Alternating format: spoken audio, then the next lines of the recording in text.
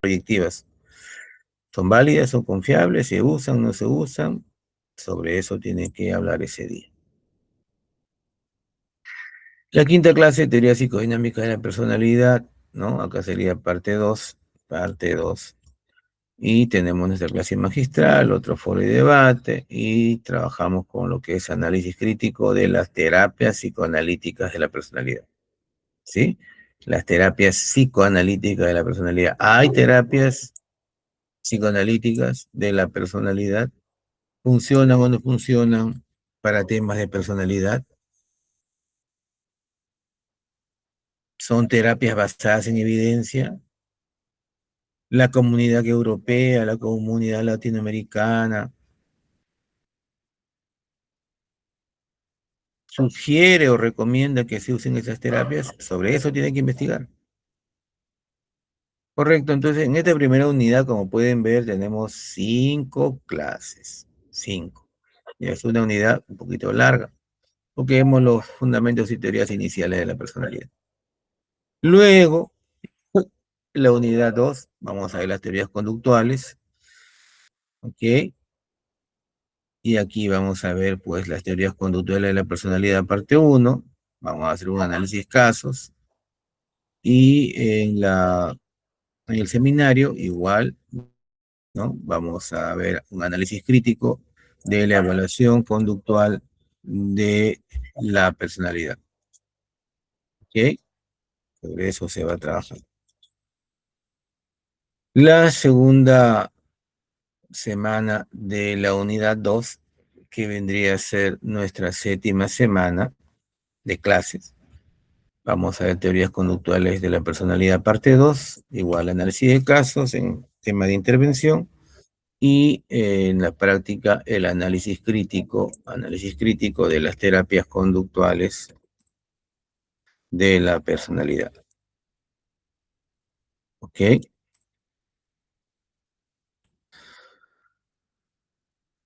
Que igual van a tener que investigar, ¿no? Las terapias conductuales de la personalidad, cuáles son, cómo se llaman, de qué se trata, funcionan o no funcionan, se usan o no se usan, hay evidencia científica de que funcione, sobre eso tienen que trabajar.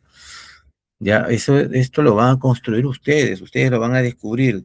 No van a, difícilmente van a encontrar la información en un libro que diga directamente, ¿no? Si son o no son terapias eficientes y eficaces, sino que ustedes lo van a tener que descubrir en las tesis y en los artículos de investigación. Luego, tercera semana, octava nuestra, vamos a tener nuestro examen parcial a través de una prueba escrita, ¿sí? Donde se hace una evaluación de conocimientos. Y ahí terminamos con la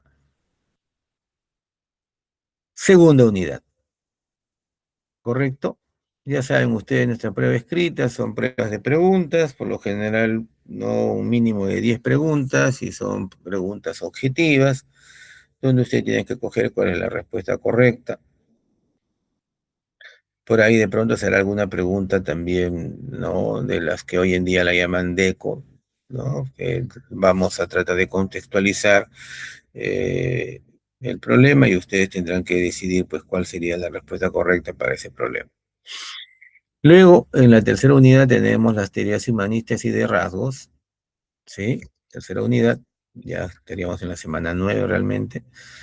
La primera semana de esta unidad 3, que en la semana 9 tenemos las teorías fenomenológicas de la personalidad, ¿no? Hacemos un análisis reflexivo sobre estas teorías y en la práctica vamos a nuevamente hacer el análisis crítico de la evaluación y terapias de la personalidad basadas en las teorías fenomenológicas. ¿Existen? ¿No existen? ¿Cuáles son? A ver, averigüen y tráiganos esa información. La siguiente semana, teoría de los rasgos. Sí, acá vamos a trabajar con aprendizaje basado en proyectos, entre comillas, y nuevamente en el seminario un análisis crítico de la evaluación y de las terapias de la personalidad desde la teoría de los rasgos. La siguiente semana entramos con las teorías cognitivas y cognoscitivas de la personalidad.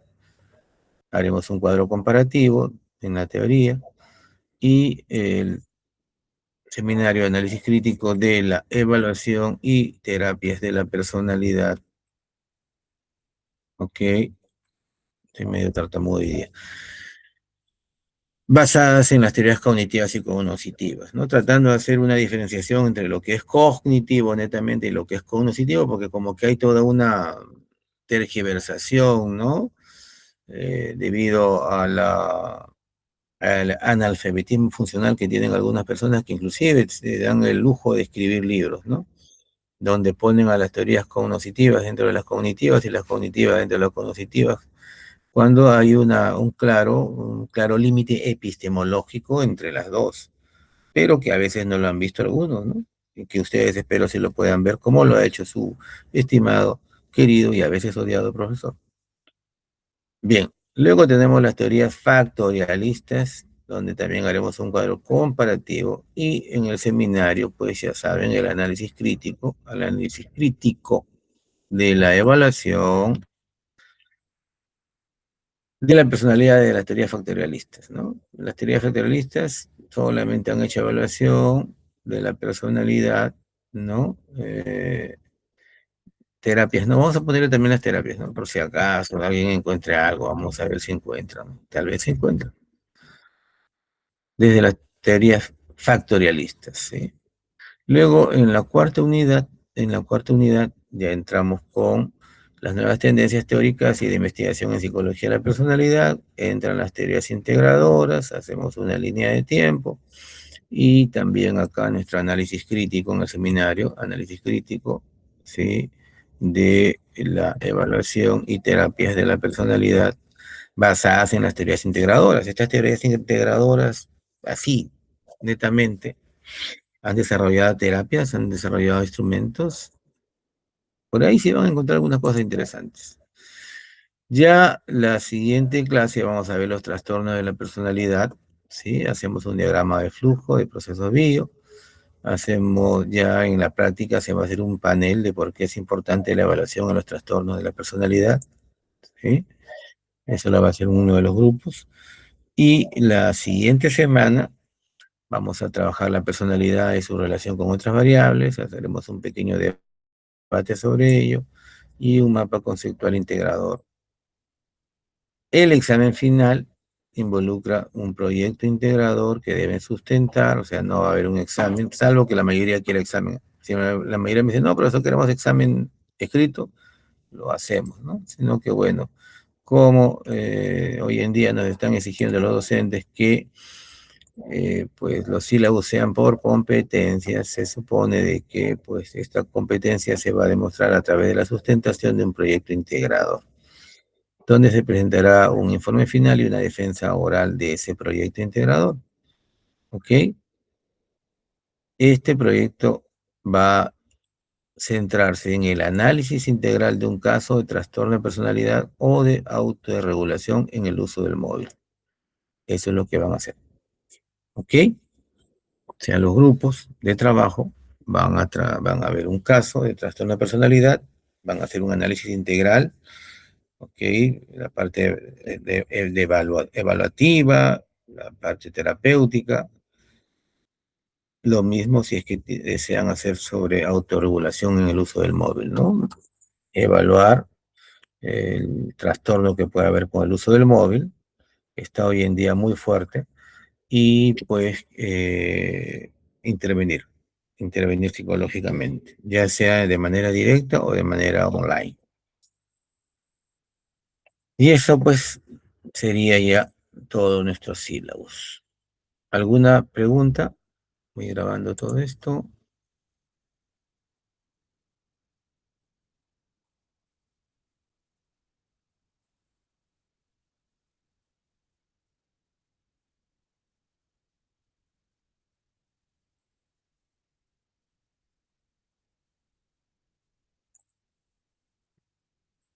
Bien, son 11 trabajos grupales, como pueden ver, ¿no? 11 trabajos grupales más un trabajo integrador que sí, todos van a desarrollar, ¿no? Estos trabajos grupales, estos trabajos grupales que van a desarrollar, ¿sí? Eh, ya hoy día en la hora de práctica lo vamos a definir. Vamos a definir, ¿no? Porque la práctica, tenemos dos prácticas, ¿no? Como tenemos dos prácticas, tenemos que ver ahí cómo los dividimos, de qué manera los dividimos. Viendo, si me dicen que hay 60 alumnos, esperemos que en la práctica uno haya 30, en la práctica 2 también hayan 30. Entonces ahí vamos a tener que de pronto dividir estos 11 trabajos de manera proporcional en grupo de 2 y grupo de 3. ¿Ok?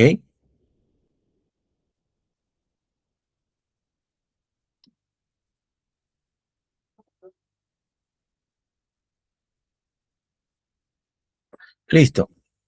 Ya se presentó el sílabus. ¿Tienen alguna pregunta?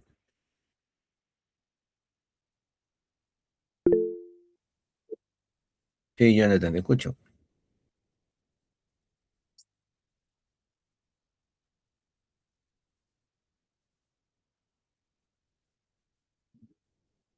La terapia contextual es parte de las terapias conductistas, dijo. Claro, claro, claro. Las terapias conductistas incluyen las tres generaciones, ¿no? La primera generación que es terapia conductual pura, ¿no? La segunda que es terapia cognitiva conductual y la tercera que son terapias contextuales. Así es. La psicología conductual es la que más ha desarrollado terapéuticamente y su última línea son las terapias contextuales, ¿no? Que muestran bastante evidencia. Así es, hijo. Así es. Está muy bien. Hay que entenderlo así. ¿Ok? No creamos que las terapias contextuales no son conductistas, son conductistas, nacen dentro del enfoque conductual, sino que es la tercera generación, ¿no?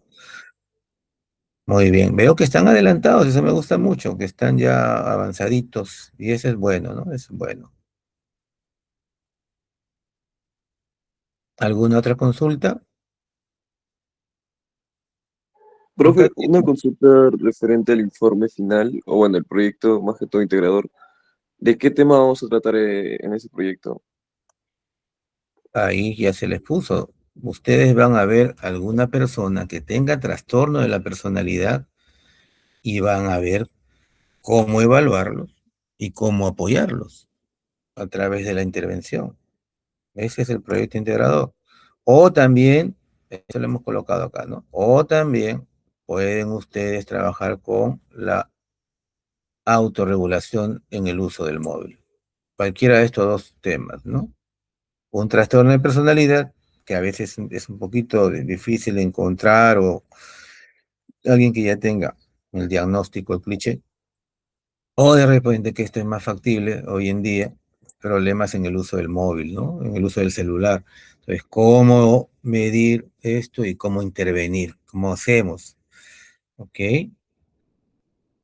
Ese es el proyecto final que deben presentar, ¿no? Más que un proyecto, es prácticamente un informe realmente, ¿no? Pero como hablan de aprendizaje basado en proyectos o aprendizaje basado en problemas, bueno, en realidad es un análisis de caso, ¿no? Un estudio de caso realmente, pero bueno, pues los constructivistas se imaginan cada cosa distinta y nos exigen a nosotros que utilicemos su lenguaje chatarrero. Pero ya es eso básicamente, ¿no? Un estudio de caso donde tienes que seguir realmente a una persona que tenga trastorno de personalidad y ver la evaluación y ver el tratamiento, ¿no? Que lo hacen directamente o indirectamente, porque también puede ser que conozcan a un psicólogo que ya esté trabajando este tema y que les vaya proporcionando toda la información de casos, ¿ah? De casos reales, eso sí. Porque esa es la idea, ¿no? De que vayan teniendo ustedes la experiencia y vayan pues viendo si funciona o no funciona lo que creemos que pues se debe utilizar en una persona con trastorno de personalidad. Vamos a suponer, por ejemplo, que alguien encontró una persona que tiene trastorno obsesivo compulsivo y su vena es psicoanalítica. De repente, quiere seguir el psicoanálisis. A ver, utiliza el psicoanálisis para evaluar y para tratar a esa persona y vea si funciona o no funciona. ¿Ok?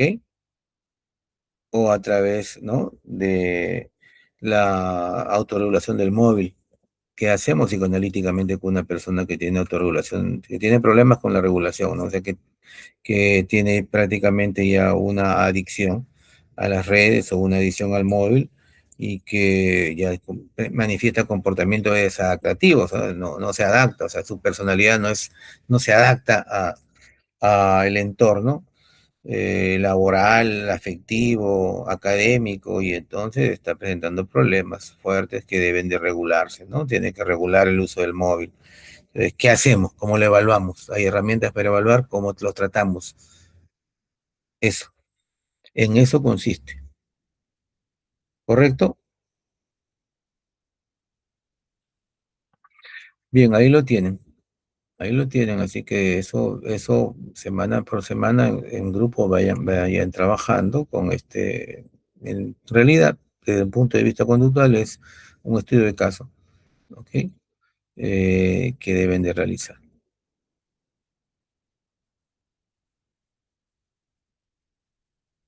Miren, el peso del proyecto integrador es el 35%, correcto, acá está el peso de cada una de las unidades: 15% primera unidad, 25 segunda, 25 tercera y 35 la unidad 4, correcto, ahí está, el premio final y cómo se saca la nota. Ya saben que para aprobar la asignatura la nota mínima es 11, hay que asistir al 70% de clases. Recuerden, el ciclo pasado tuvimos problemas con algunos estudiantes que tenían inasistencia, ¿no? Y un poco más si se van hasta el rectorado para que los apruebe, pese a que había faltado, una tremenda cantidad de veces. Pero bueno, tuvieron que desaprobar, tienen que asistir. A mí se me hace difícil entender, ¿no? Que alguien haya luchado tanto para estudiar en San Marcos, tanto han luchado para estudiar en San Marcos psicología. Se han pasado 2, 3 años fuera del colegio para poder en academias prepararse, porque el colegio no te ayuda mucho. En el enfoque constructivista, el colegio hace perder el tiempo y no aprender realmente. Entonces, tanto han querido estudiar en San Marcos, y cuando está en San Marcos, no asiste a clases, falta mucho, llega tarde, se duerme en la clase. Entonces, francamente, es una cosa de loco para nosotros, ¿no? Los docentes, ver un estudiante que ha luchado tanto y para dormirse en sus laureles. No, no, uno no se puede dormir en los laureles, uno tiene que continuar, ¿no? Con la misma pasión. Y para eso hay que asistir y hay que estar ahí muy participativos, ¿no? Listo. Ahí tienen las referencias bibliográficas básicas, ahí tienen las referencias bibliográficas complementarias. El sílabus ahora se lo envío al delegado, ¿correcto? Para que pues tenga más clarito todo. Vamos a grabarlo. Tan, tan, tan, tan. Este sílabus yo ya lo envié también a la escuela, como le dije, ¿no? Bien, ¿alguna otra pregunta?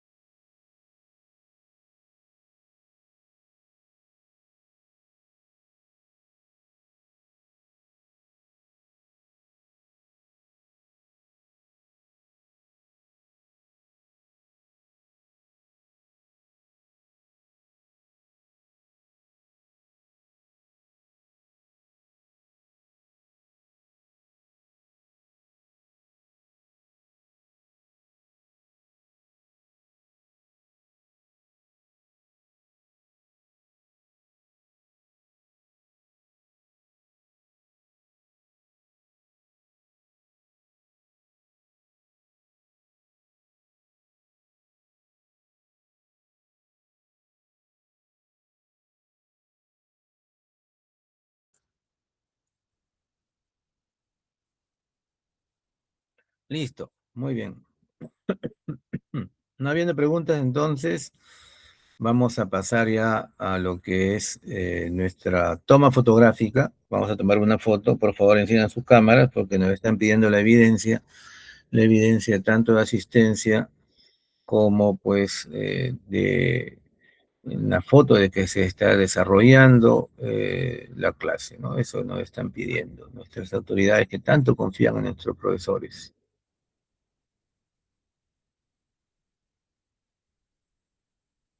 Así que por favor, enciendan vuestras camaritas para poder tener nuestra fotito, una fotiño. Ya, el que no encienda cámara le vamos a poner falta, así que enciendan sus cámaras. Ya, los que todavía no se han lavado la cara, están con legañitas, límpiense, peínense para que salgan presentables, pero enciendan sus cámaras, ¿ya? Dejaré de presentar para que puedan encender sus cámaras todos y se vean un poquito más amplio. ¿Ok? Ya miren, yo he puesto mi fondo, así un fondo frío. Algunos dirán, el profesor Grajeda está en Canadá.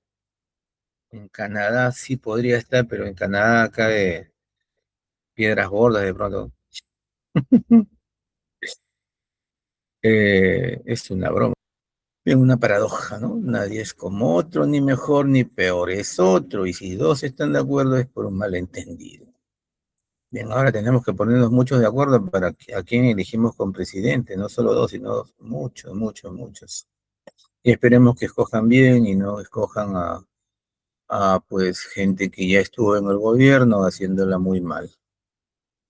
Siglo I antes de Cristo, vamos a ver que ya Cicerón hablaba de la personalidad como la forma en cómo un individuo aparece frente a las demás personas.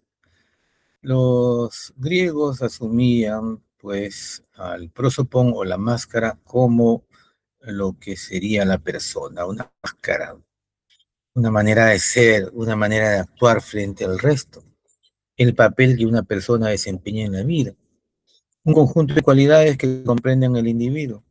También se usa el término persona como sinónimo de prestigio y dignidad. O sea, más que de personalidad se hablaba de persona. Teológicamente, en el siglo VI después de Cristo, vamos a ver que hay también un acercamiento a la personalidad a través de la trilogía teológica, el Padre, el Hijo y el Espíritu Santo, que se asumen como la naturaleza interior, la sustancia y la esencia de la personalidad. La naturaleza interior, el Padre, la sustancia, el Hijo y la esencia, el Espíritu Santo. Para Boecio, la personalidad sería la suma de la persona más la esencia.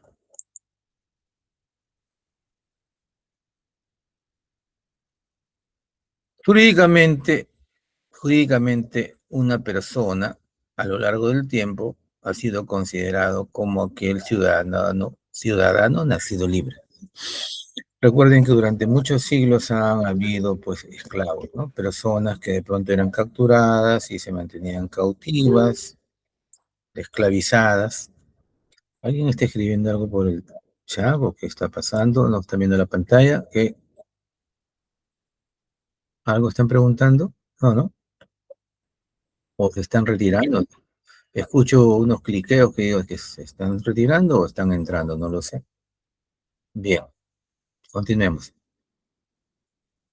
Le decía entonces de que jurídicamente se asume que la persona es todo ciudadano nacido libre. Y recuerden que han sido muchos siglos, específicamente hasta el siglo XIX e inclusive parte del siglo XX, donde todavía ha habido esclavitud, donde se han considerado personas, ¿no? Como no personas, ¿no?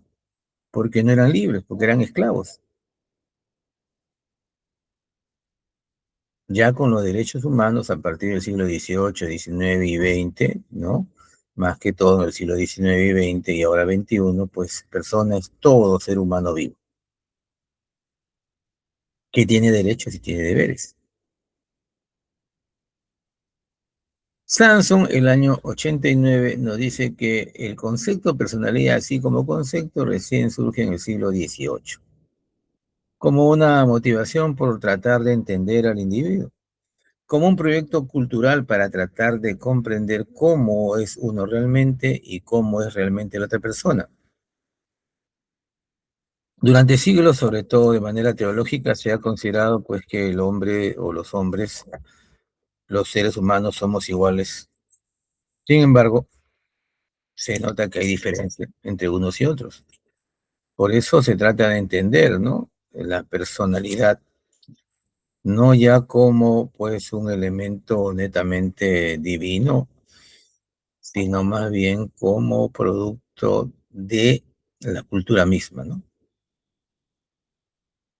En psicología, este concepto de personalidad va a surgir en el desprendimiento de la psicología de la filosofía. La psicología se va separando de la filosofía recién a fines del siglo XIX y comienzan a plantearse ya ciertas ideas acerca de la personalidad recién en el siglo XX.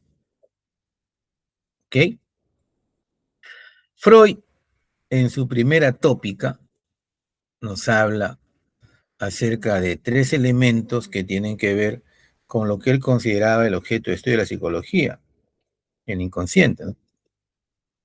En esta primera tópica de 1900, ok, él manifiesta la existencia del inconsciente, el preconsciente y el consciente. El inconsciente inaccesible, el preconsciente accesible con un poco de esfuerzo y el consciente accesible y pues en el presente.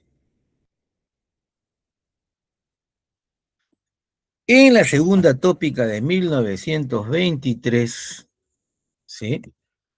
En su libro El yo y el ello, ya él considera un acercamiento a la personalidad. O sea, exactamente él no dice esto es personalidad, ¿no? Ni en la primera tópica ni en la segunda. En la primera tópica de 1900, en su libro Interpretación de los sueños, ni en su segunda, donde habla sobre el aparato psíquico en el yo y el ello, el libro de 1923, él manifiesta de que el aparato psíquico se encuentra organizado en tres sistemas fundamentales: el ello, el yo y el superyo. Esto quiere decir que psíquicamente el ser humano para Freud funcionaba gracias a la interacción de estos tres sistemas. El ello entendido como el repositorio de los instintos y de las fuerzas del eros y el tánatos, guiado por el principio del placer. El yo en contacto con la realidad, aplicando el principio de la realidad. Y el super yo, el depósito de las normas y valores socialmente impuestos. Entonces, la persona, ok, integraría estos tres elementos en sus manifestaciones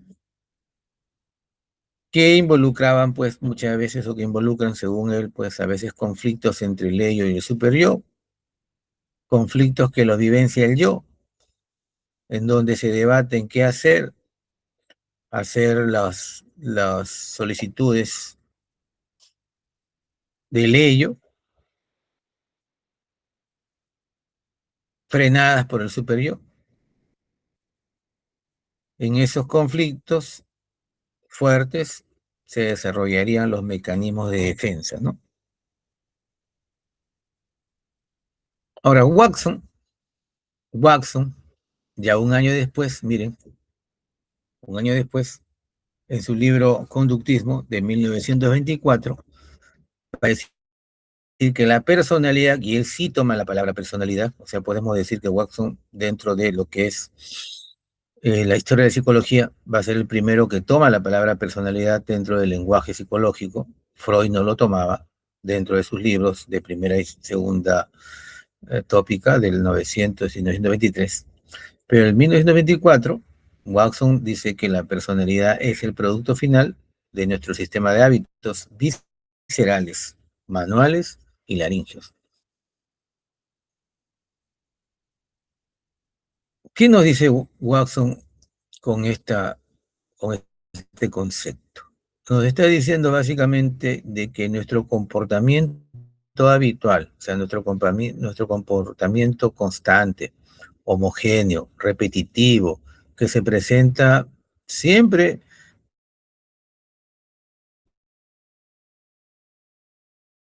en su comportamental como un hábito, ¿ok?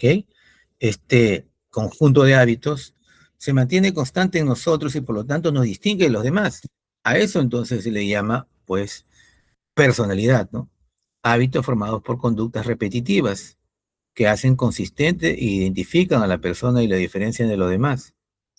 Para él, pues, habían tres tipos de hábitos, ¿no? Los viscerales, que involucran toda la parte del sistema nervioso emotivo, los manuales de acción, de actividad, y los laringios, el habla subvocal, que tiene que ver con la manera de pensar, de creer, ¿okay? Lo que uno mismo se va diciendo, ¿no? El hábito que luego le van a llamar cognitivo o cognitivo, ¿no? El habla subvocal, uno se va diciendo cosas habitualmente, se va diciendo, tengo que levantarme temprano, tengo que ir a la universidad, tengo que cumplir con mis responsabilidades, entonces uno se va haciendo como un hábito, ya es tarde cuando de pronto ve que ya pasó la hora, ¿ok? Entonces ese lenguaje interior también se convierte como un hábito, ¿ok? Ahora, Watson plantea que esta personalidad es cambiable, se puede reaprender y desaprender gracias a la plasticidad de la conducta y los hábitos. O sea, los hábitos también pueden cambiar cuando cambia la conducta y se convierte constante, pero ya en otro sentido. Por lo tanto, si la personalidad es el producto final de este sistema de hábitos, entonces la personalidad también puede cambiar. Conductismo 1924, John Brodus Watson. Recuerden que Watson previamente en 1913 escribió La psicología como la ve el conductista, planteando como objeto de la psicología no el inconsciente, ni la conciencia, ni la mente, ni el espíritu alma, sino la conducta. 1913, la psicología como la ve el conductista, y 1924, Behaviorist, conductismo. Alport, Gordon Alport, nos dice que la personalidad es la organización dinámica en el interior del individuo de aquellos sistemas psicofísicos que determinan los ajustes únicos a su medio ambiente. Esto lo dice en su libro de 1937, ¿sí? Que es acerca de una introspección psicológica de la personalidad, ¿ok? Entonces, este año 37, estamos viendo con el avance del tiempo cómo van cambiando las cosas, plantea de que hay un dinamismo tanto entre lo físico como lo psicológico, que va a permitir que la persona se vaya adaptando al medio social y al medio natural en el que vive. Esta organización, sí, va a contener rasgos, ¿sí? Para él existen tres tipos de rasgos que vendrían a ser una predisposición que se encontraría organizada en la persona. ¿Cuáles son estos tres tipos de rasgos? Los rasgos, ¿no? Que ajustan a la persona a el ambiente. Rasgos de ajuste, rasgos de desajustes y rasgos incompatibles. Para Alport, la persona entonces posee tanto una estructura psicológica predisponente como una estructura nerviosa anatómica, también predisponente a adaptarse a el medio ambiente. Cattell, Cattell va a afirmar que la personalidad es aquello que permite predecir lo que una persona hará en una situación determinada. Cattell, recuerden que era un psicólogo factorialista, hizo mucho estudio factorial, inclusive él propone un instrumento, eh, los 16 factores de personalidad, el 16PF de Cattell, y asume que la personalidad podría predecirse, ¿ok? Porque ya existe una estructura de rasgos en la persona. Rasgos que involucran, pues, rasgos centrales, que son un grupo de 5 a 10 rasgos principales en la persona, que son visibles, son observables. Rasgos secundarios, que no son tan observables, que los presenta la persona en situaciones muy específicas o muy íntimas. Y los rasgos cardinales, que es un único rasgo que guía y orienta absolutamente todo lo que hace la persona. Para Cattell, ¿no? La personalidad podría entonces determinarse y medirse. E inclusive él elabora una ecuación que vemos acá. La respuesta de la persona, dice él, es igual a la función entre la personalidad y la situación. Eso es lo que manifiesta. Si nosotros somos capaces de calcular cuál es la función de la personalidad en las situaciones vividas, entonces podemos nosotros predecir lo que una persona hará en una situación determinada. Esto, pues, lo va a describir en su libro Descripción y medida de la personalidad de 1946.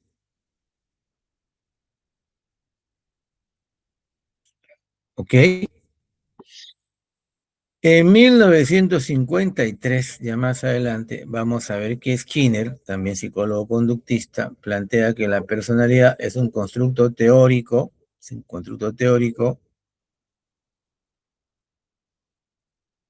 e hipotético referido a las características conductuales que diferencian a un individuo de los demás individuos.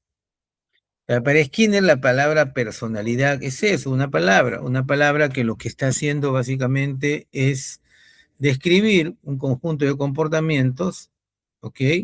Que diferencian a la persona de los demás, que lo identifican y lo diferencian. Por eso dice que la personalidad es el nombre que le damos a la conducta habitual que observamos. Conducta habitual, o sea, como que está regresando lo de Watson, hábitos, pero él le llama conducta habitual, ¿ok? Esto lo manifiesta en su libro Science and Human Behavior, ¿ok? Ciencia y conducta humana, del año 53. Recuerden que Skinner, a diferencia de Watson, ¿no? Él tiene una teoría del condicionamiento operante, donde el comportamiento se hace más o menos fuerte a través de las consecuencias del comportamiento.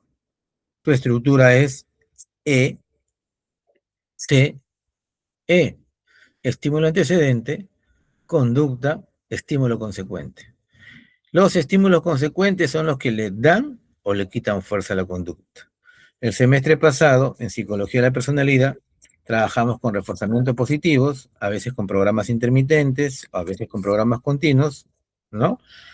De intervalo o de razón fija o continua, y veíamos que este reforzamiento positivo permitía el aprendizaje de ciertos comportamientos en los animales con los que trabajamos, ¿correcto?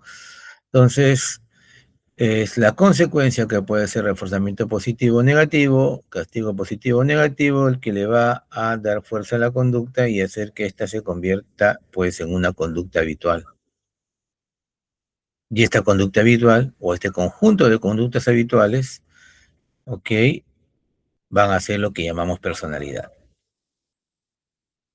basada más en el condicionamiento operante, mientras que Watson se basaba en el condicionamiento clásico.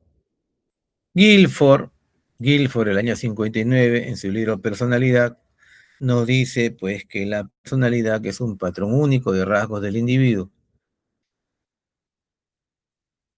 y que la configuración de estos rasgos nos hace irrepetibles. Para Guilford existirían los rasgos somáticos, los rasgos actitudinales, los rasgos temperamentales y los rasgos motivacionales. Los rasgos somáticos que tienen que ver más que todo con nuestra estructura física, ¿no? Tamaño, contextura, color de piel. Actitudinales que tendrían que ver con nuestra, pues, estructura cognitiva, pensamiento, inteligencia, memoria. Temperamentales que tendrían que ver básicamente con nuestro sistema emotivo, nuestras emociones. Y motivacionales que tendrían que ver con nuestros intereses, ¿ok? Con nuestras motivaciones. Él manifiesta esto pues en su libro Personalidad de 1959. Posteriormente a Guilford, ¿no? Ya a fines de el siglo XX, vamos a encontrar a Caprara y Barbaranelli, que asumen lo que sería una teoría integradora de la personalidad, donde manifiestan que todas las teorías previas, según ellos, no completarían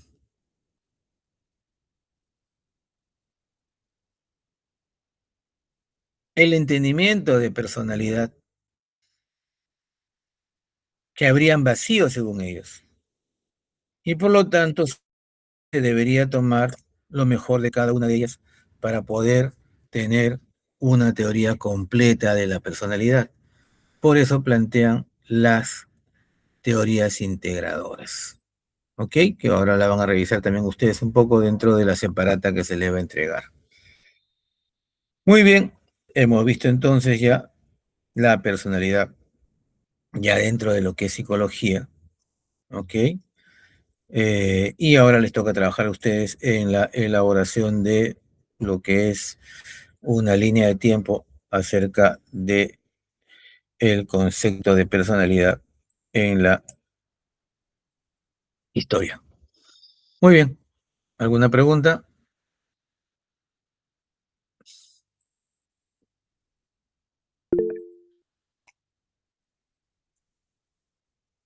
Escucho.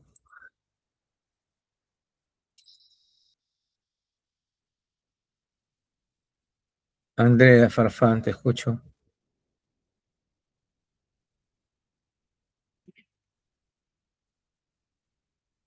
Andrea, levantaste la mano. ¿Qué quería preguntar? Entiende su audio. No funciona su micro. Bueno, ¿qué quería preguntarnos?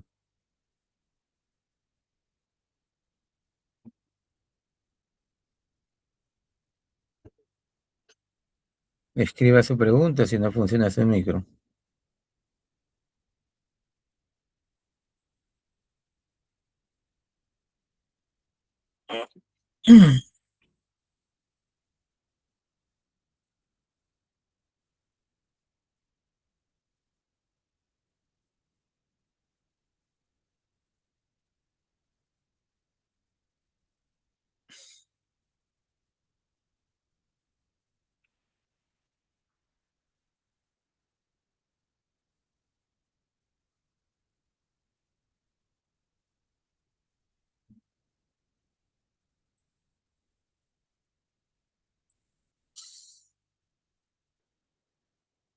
A ver, pregunta sobre la configuración de rasgos. Menciona que está el factor temperamental y motivacional, pero dentro del temperamental también menciona la motivación.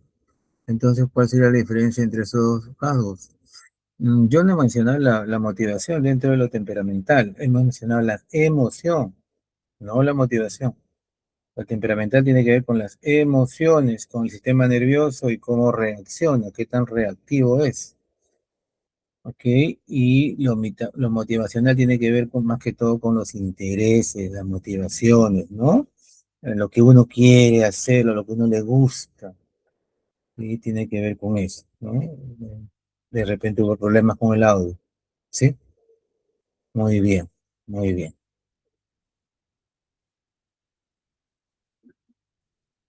Pues alguien dice, tiene rasgos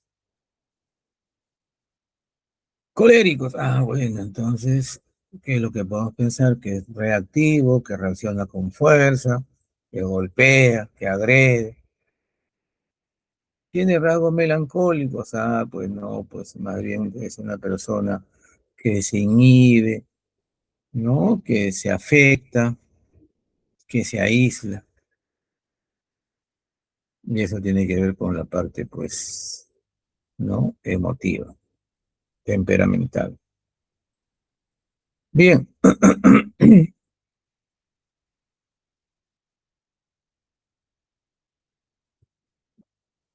¿Alguna otra pregunta? De acuerdo a el horario de clases, ya estaríamos culminando con nuestra clase de teoría. ¿Ok? Y ahora habría que organizarse los grupos, tendrían que organizarse los grupos para hacer el trabajo de práctica. En esta primera clase, como están todos los 60, ¿no? Eh, Podemos hacer la tarea mancomunada para que también termine más temprano y no tengamos que quedarnos hasta la una y pico, o no tengan que quedarse hasta la una y pico de pronto. Y entonces les propongo que se junten en grupos de seis, ¿ok? Ojo, grupos de seis, no estoy pidiendo grupos de uno, de dos, de tres, ni de cuatro, grupo de seis. Si te juntaste con un grupo de seis, vas a tener la más alta nota, 20, ¿ok? Así que vamos a ver también a ustedes se acomodan, ¿ya? Esto es para la tarea de hoy, no es para la tarea completa que tienen que hacer ustedes acerca de sus seminarios y su proyecto, ¿ya? Entonces, para hoy, grupo de seis, ¿ok? Grupo de seis, 20. Si te quedaste con uno menos, 2 puntos menos, dos menos, 2 puntos menos, y así, imagínate, si lo haces, vas a perder 8 puntos, tu máxima nota va a ser 2. Jonathan, te escucho.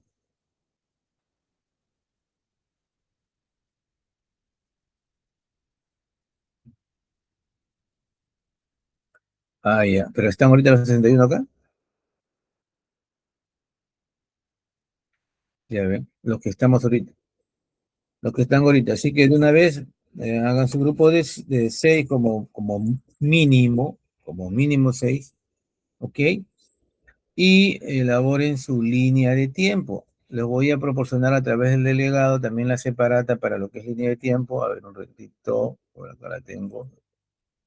Enviados, enviados, enviados. Vamos a ver, a Pinedo lo envié.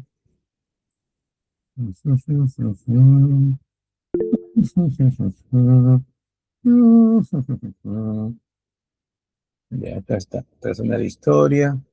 Y ahorita se la paso al delegado, o si no por el WhatsApp se lo paso una vez para que lo comparta más fácil. Ya por el WhatsApp le vamos a compartir. Mándame tu correo, sí, Jonathan, ¿ya?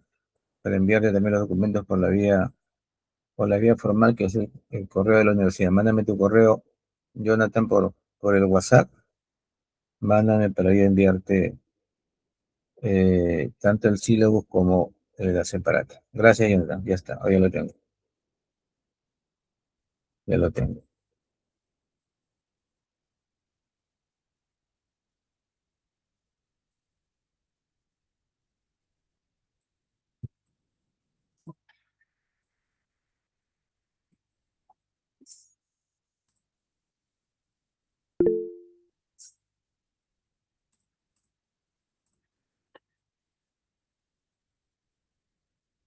¿Alguien quiere hacer una pregunta? Sí, profe. Quería consultarle acerca de la línea del tiempo. ¿Solo nos tenemos que basar únicamente en el documento que ha mandado o podemos buscar más fuentes? Si busca más fuentes y, mire, con el documento que me han dado, más fuentes y los PPTs van a poner sus citas y referencias, no se olviden, ¿no? ¿Ok? Si no, solamente básate en el documento y el PPT y no te compliques la vida, porque el documento es completo. No usen IA para trabajar este, ¿eh?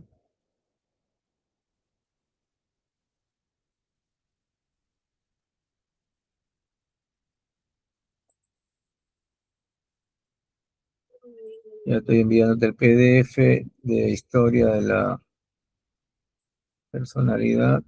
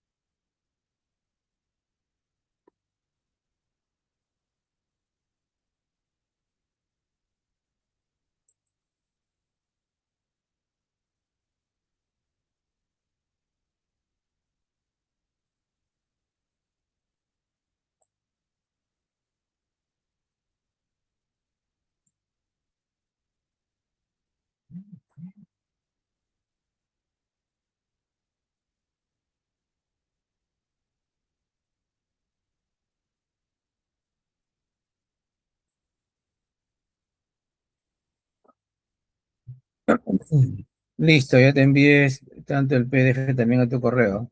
Te envié por el WhatsApp, pero también te envié por el correo. ¿Listo? Muy bien, entonces, esta tarea de grupos de 6, ¿ok? La van a enviar a mi correo. ¿Y cuál es mi correo? Ahí voy a escribir mi correo por si para los que no lo tengan.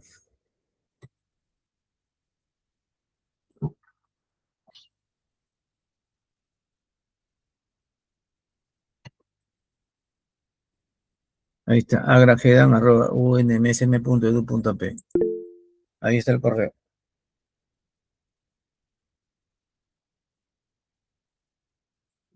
Un solo integrante envía, ¿sí? Su PDF, que lo pueden hacer como quieran, en Word, a mano, como quieran, pero hagan su PDF de línea